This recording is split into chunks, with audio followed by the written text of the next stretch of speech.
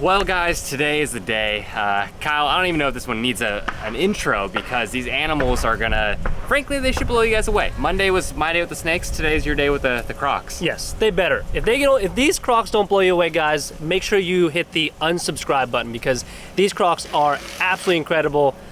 Every single time I see them, I'm beyond amazed that these even exist, let alone we have them here, and possibly able to prove this animal out. Yeah, some crazy genetics. Let's just get into it. Let's show you what they are. Let's do it. Yeah, let's do it, guys.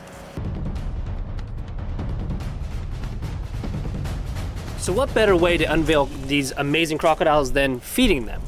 But obviously I was like, well, if we're gonna feed them, let's feed Gatorade, because he's always looking for food. So I thought some rats out for Gatorade, and we'll at least have some fun with him for now until the unveil. So let's see how he's doing. Obviously, this is his new enclosure. This is such a cool setup for him.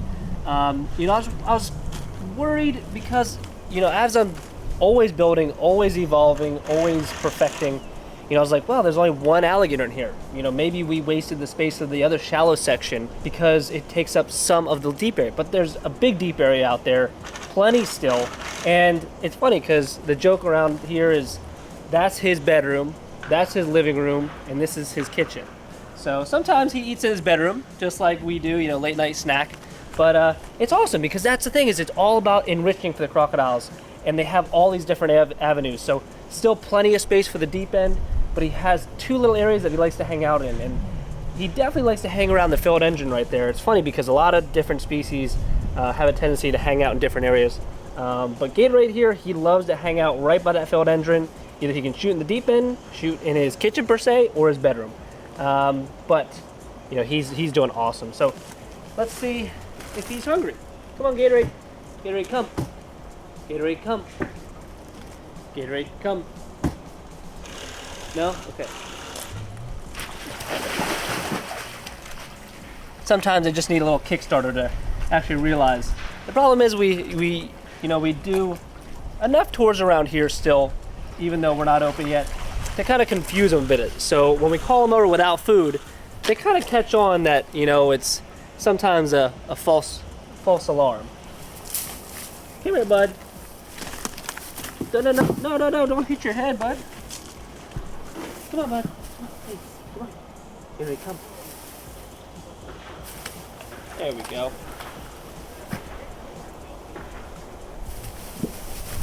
So he's really good at jumping for the feeding platform, but I also like to mix it up. I like to feed over here sometimes. It's a lot easier to feed over here. Now obviously it's tough with the medium enclosures with the chain link because, you know, they see you a lot easier and they jump a lot easier. Whereas with this, you can easily just back up and they're not gonna see you. So, you know, if you're not conditioning all the Crocs all the time that they wanna jump at you, you can easily just back up and give them a second to reset. So unfortunately, Gatorade is not the only resident in this enclosure. You're getting some fire ants in the back, so just need to take care of that first over there, but let's see if we can get them up. Come on, Gatorade. Gatorade, come. Luckily, crocodilians have a very strong hide, so the fire ants rarely bother them unless they're really dead set on sitting on the nest. Gatorade, come. Gatorade. Gatorade, up.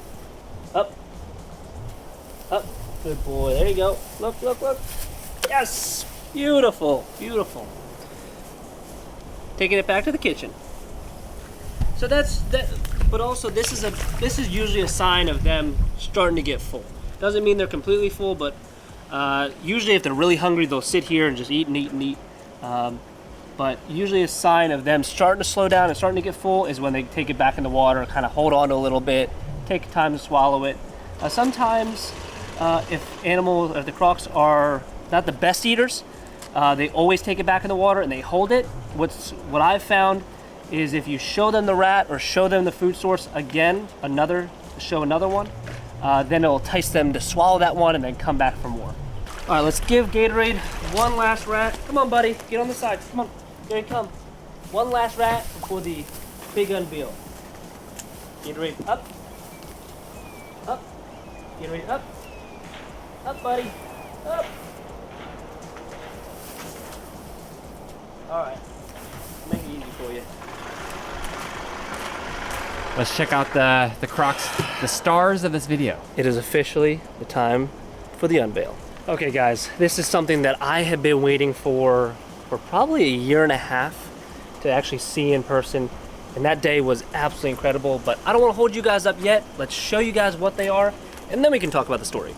So these guys are my favorite species of crocodile, as you guys all know, the Nile crocodile. But these are not just normal Nile crocodiles, these are piebald Nile crocodiles. And I hope to God these prove out, because piebald Nile crocodile babies would be incredible. But these guys, don't get me wrong, are incredible. Look at that male. All right, so while these are definitely low white pied, obviously with the genetics of it, they could make crazy babies pied to a pied, and hopefully just exponentially get more and more white. These guys still are absolutely incredible. So what's crazy about the piebald is their mouths are pure white. Pure white. They don't have any yellow or red tinge to them. But what I love the most is this guy's complete white lower jaw. So let's see if we can at least get him there. Too far, bud. There you go. There we go. So you can see he's got white on his head, the lower jaw, on the tail, and a lot of it is up his lower body per se. Yeah, which you see a lot too in like piebald ball pythons, their bellies being pure white. Okay, well that's good to hear, because again, we hope to God this is true piebald and that it will prove out, but you won't know until you do it. So.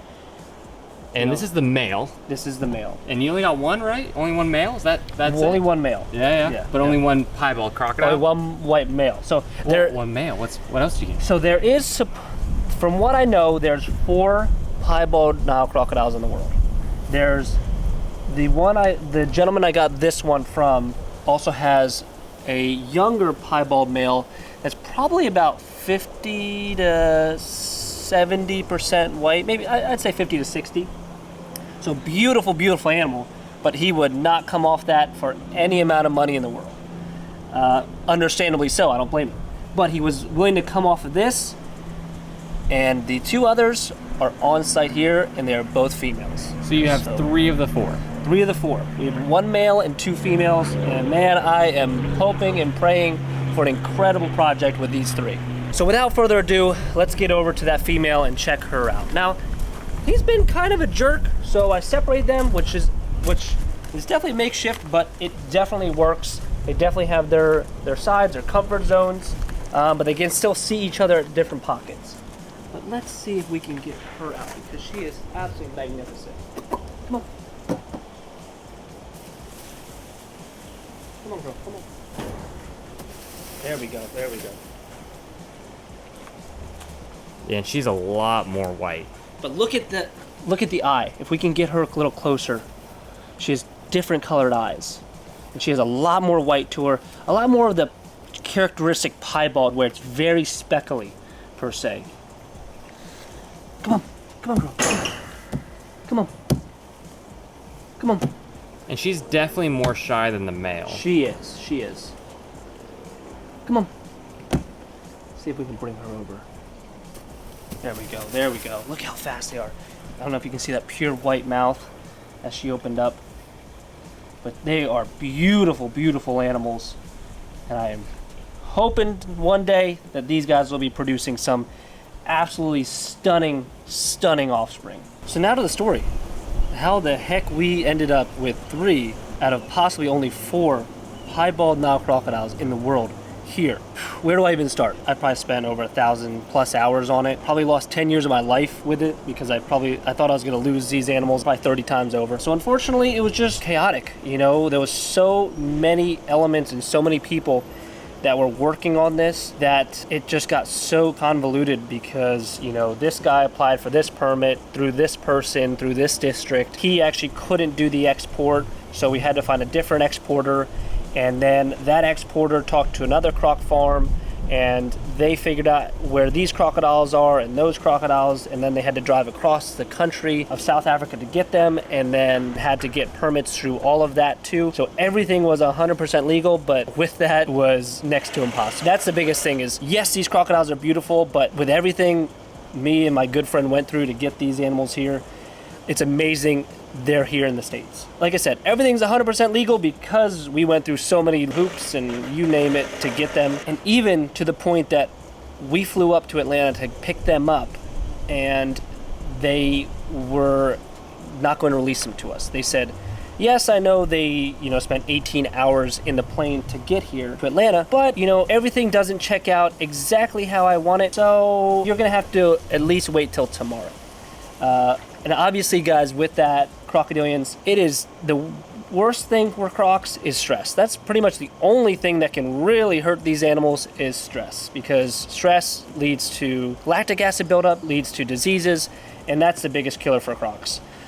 So it was a mad dash, and we were able to figure it out at the last minute, load them up on a Cessna Caravan, literally packed to the gills with crocodile crates, and get them down here. I think we unloaded them at like 3 in the morning finally.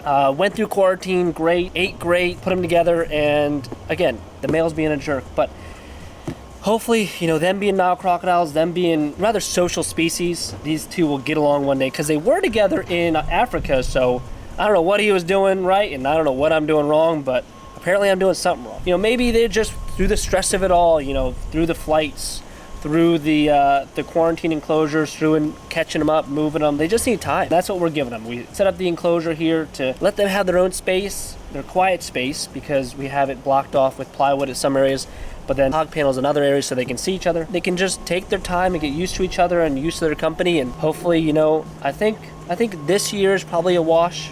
The male's still a little small, but 2023 I think could very well be their year as long as they get along. First the Lucy King Cobra, and now the piebald Nile crocodiles. It has certainly been quite the unveil week here at Primitive Predators. But guys, make sure you like, comment, subscribe, because you will see a lot more of these beauties in the near future.